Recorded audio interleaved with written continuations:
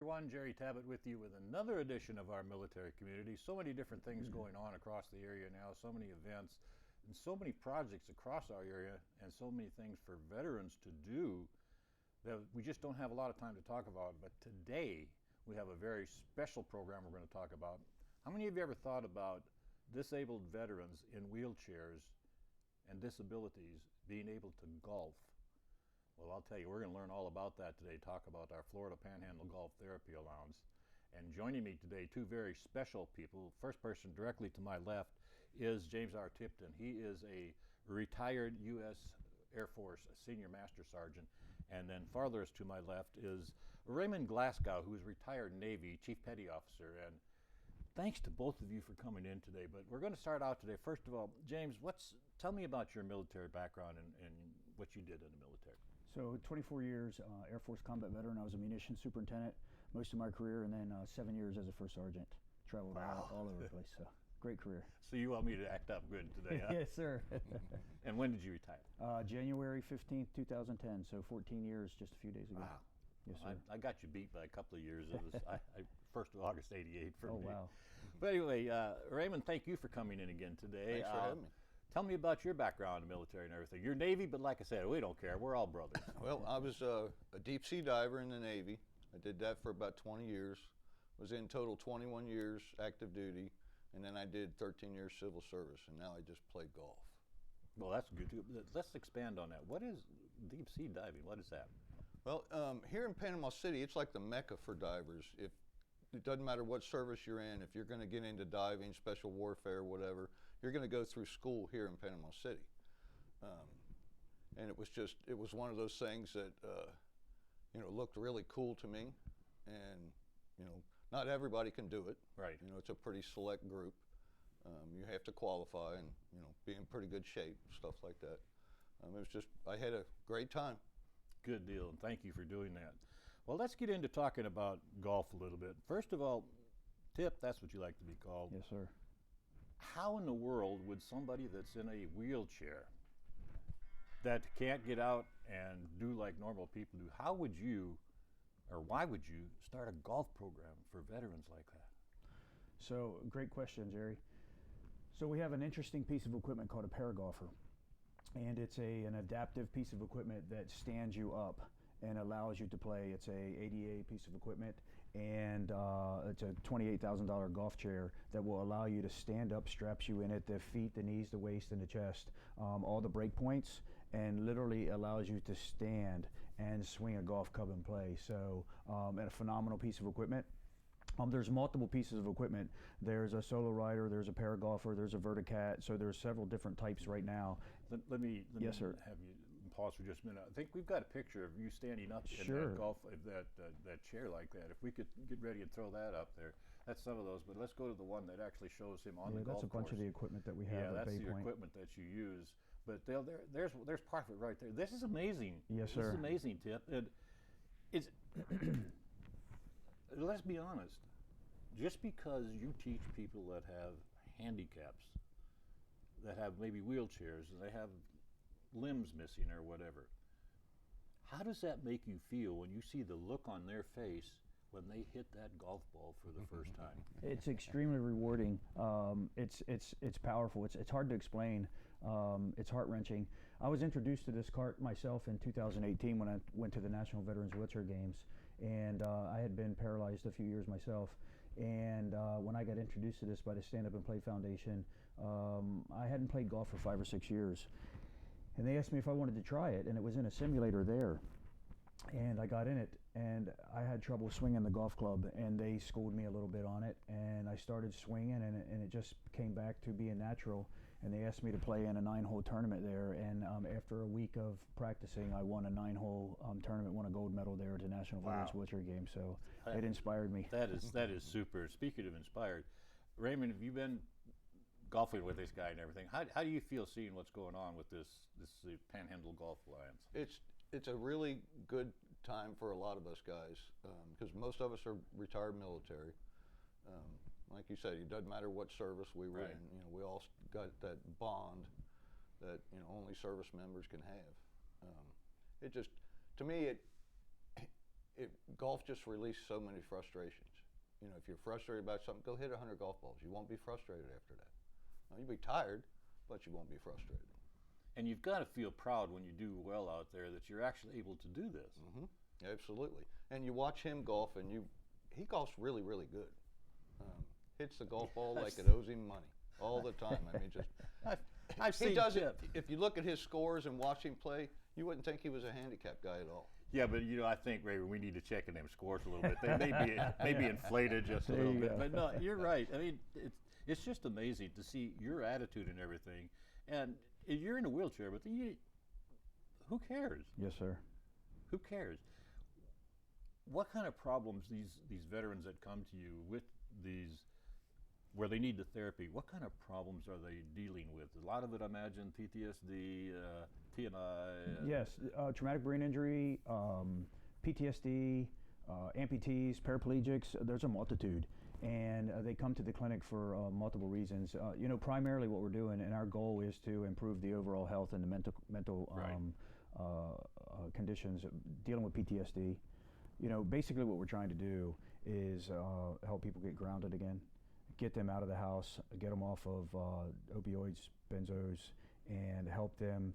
First of all, we can't fix and get rid of PTSD, right. But ultimately what we're trying to do is help and spread the awareness and prevent suicide. And then we can aid in the help of PTSD.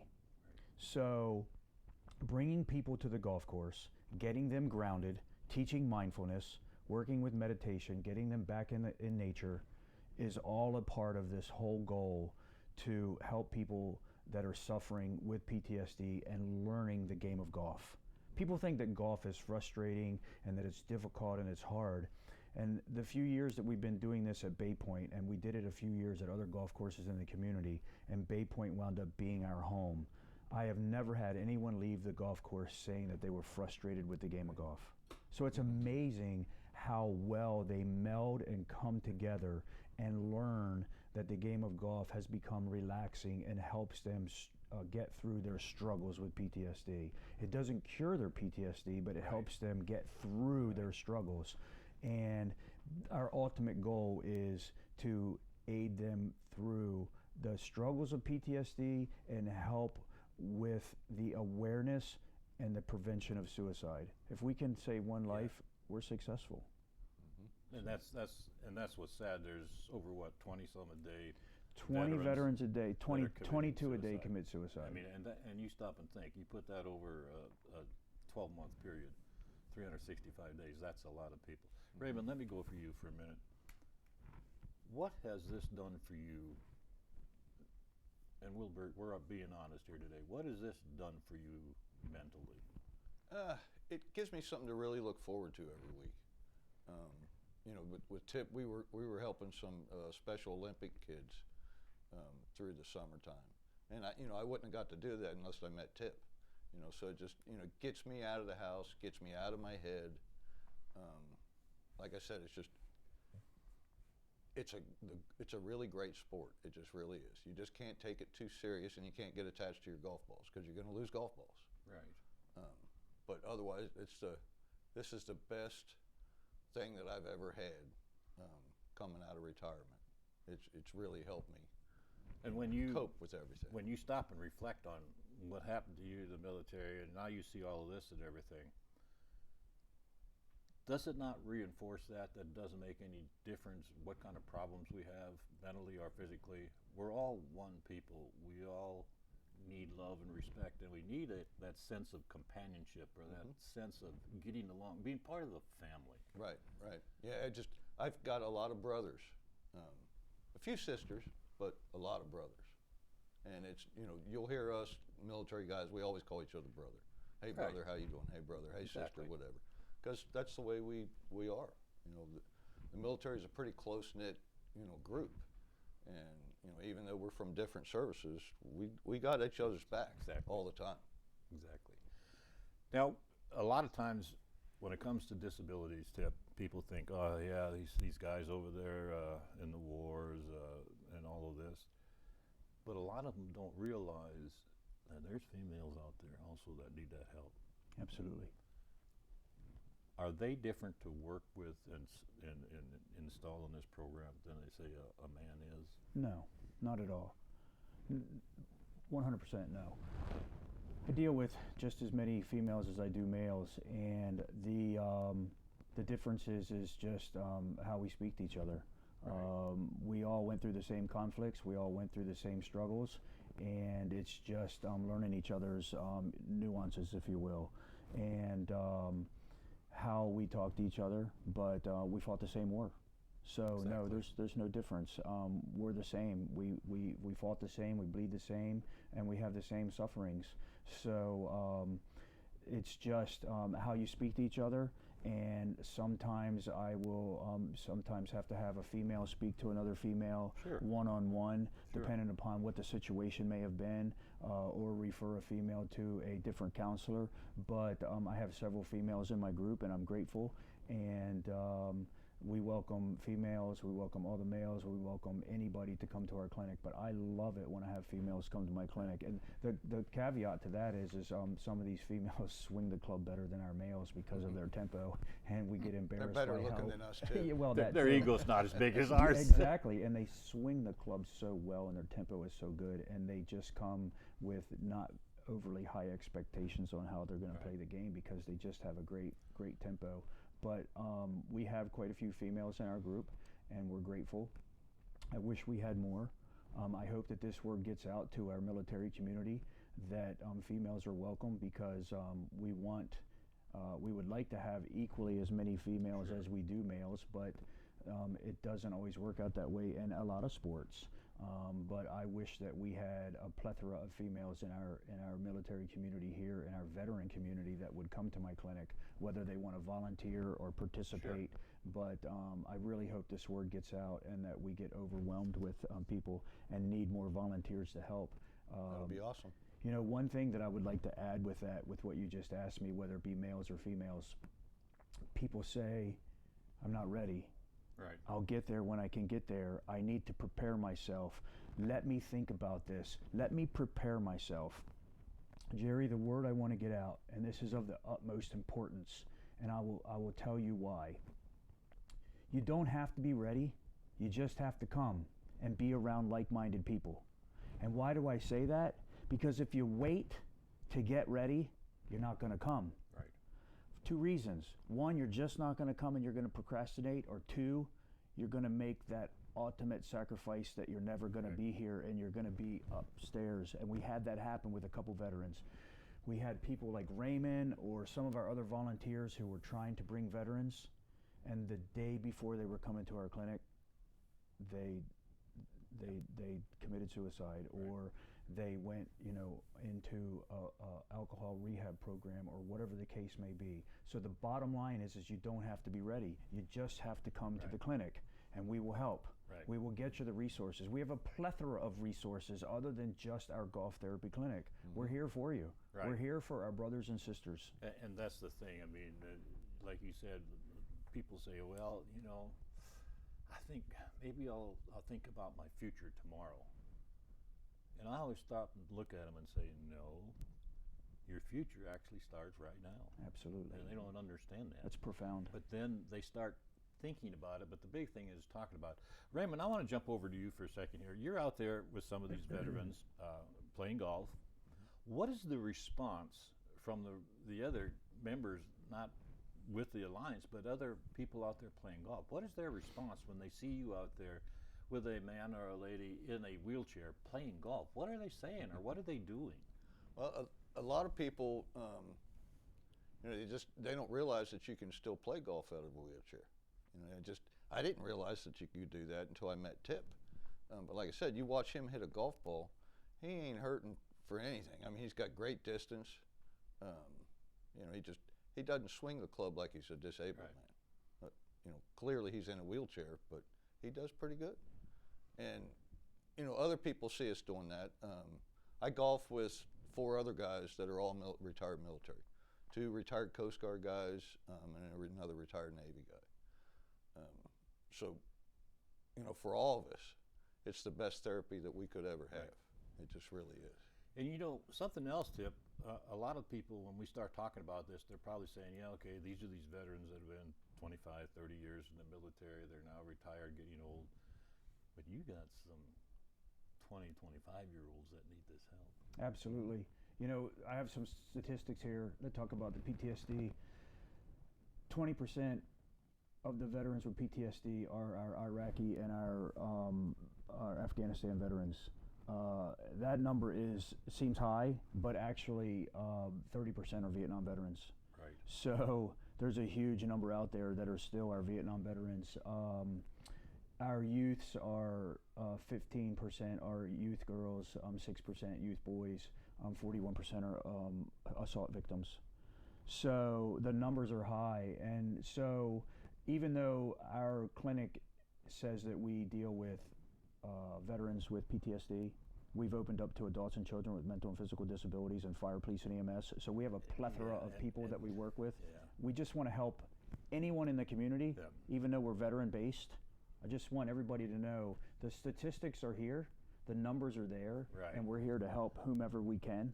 We are a veteran-based organization, but if you have a PTSD issue and you want to use golf as therapy, come see me. And we have other resources that we can help you with. And that's the thing too, Tip, is a lot of people are starting to realize, because they're hearing more and more and more about this in the community now, is that your family, believe it or not, they're veterans too, because they were with you when you were in the military doing what you did.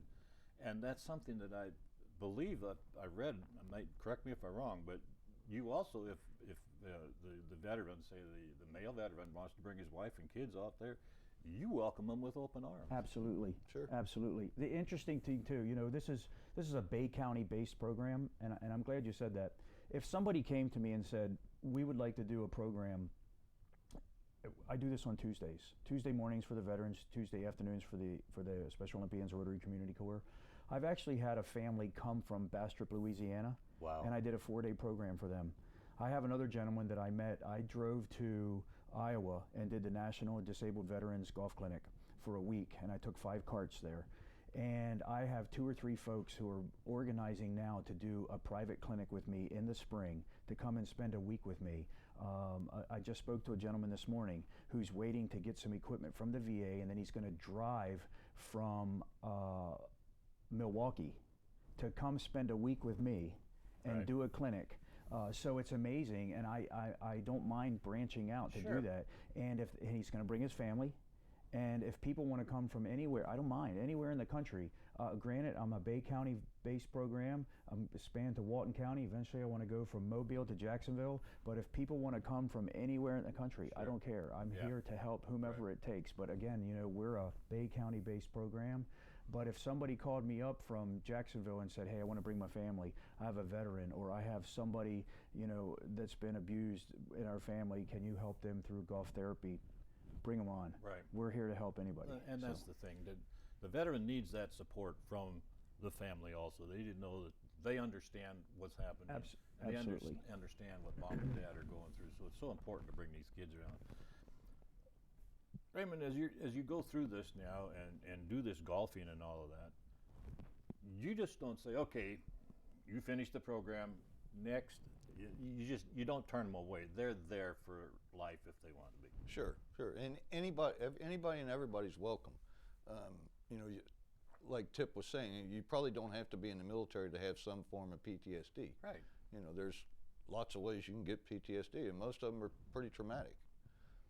So everybody's welcome.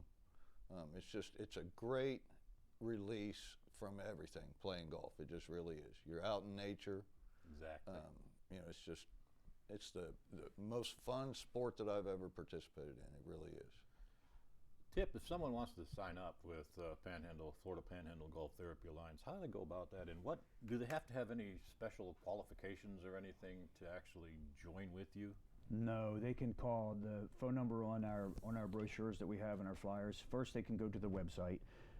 That would be flpanhandlegolf.org, or 303-882-2443, which is my phone number, and just call and let me know that they're interested in the program.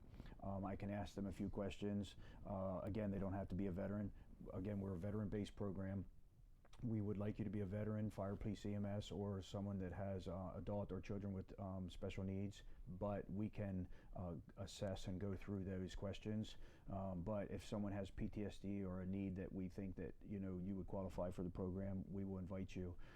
But you can look on the website, get the details, or call. But our clinic is Tuesday mornings at 0800. We do a coffee social. From 9 to 10:30, we do our program. Generally goes slightly longer. We might go out and play 3 holes, 6 holes, or we're on the driving range, the pitching, putting green, and then do the clinic in the morning. And then in the evenings at 16:30, 4:30, we'll go out with the Special Olympians Rotary Community Corps. So you're welcome to just come to the clinic. There is no application process. There's no sign up. This is a free clinic, so you are welcome to come. If you need a special clinic, a weekend clinic, a couple-day clinic on your own, then you call me, and then we just set that up and schedule it on the side. Now, if someone comes in for the classes, Tip, and they need that special chair, and they're hard to come by. Yes, sir. They're expensive.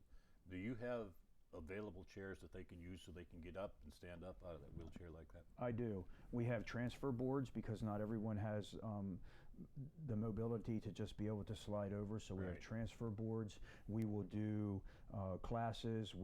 Some people we can just do a 15-20 minute class, or we can just explain to them how to transfer over.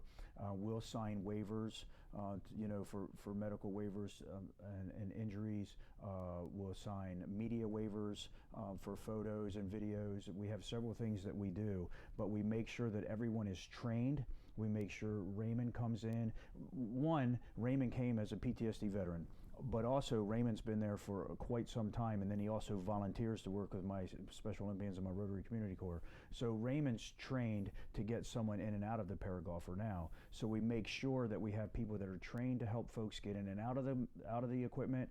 We also make sure that people are trained to handle folks with PTSD. You just can't walk up behind somebody that has PTSD and touch them. You can't just walk up to somebody that's a Special Olympian or somebody with any type of a disability, and just you have to know how to approach them. So we make sure that everybody's trained and able to address anybody with these disabilities. We want to make sure that when we get somebody into one of these special pieces of equipment, that they're able to use it before we just send them out on the golf course. So all of that is taken care of before we just release somebody. They can also come once they're trained, and they can use it and sign it out and use it for a couple of days on their own afterwards. We got a couple other things that I want to talk about, but I know we're going to run out of time here shortly. But one thing I do want to get in, and people that watch this can get all the good information off of it. On March 8th, 2024, you've got a big Therapy Alliance, your second annual charity golf tournament. Tell me about that, and how can I get into it? So this is our second, which is amazing. Last year was phenomenal. We had such great community support. John Lee Nissan is our presenting sponsor this year again. It's $600 for a team.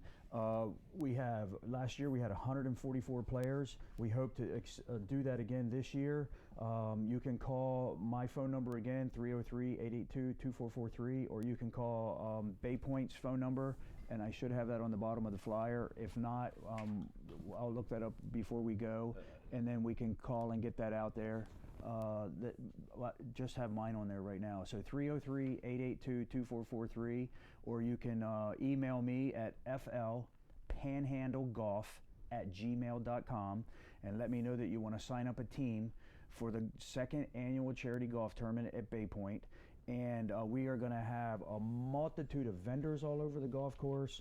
We are going to have a helicopter ball drop. Wow. It's going to be amazing. You can buy a golf ball for $25, and I think that we're going to sell 200 golf balls, and then whichever golf ball gets closest to the hole, I think you win like $2,000. Wow. There's just a multitude of prizes and gifts. 6 hours making a donation.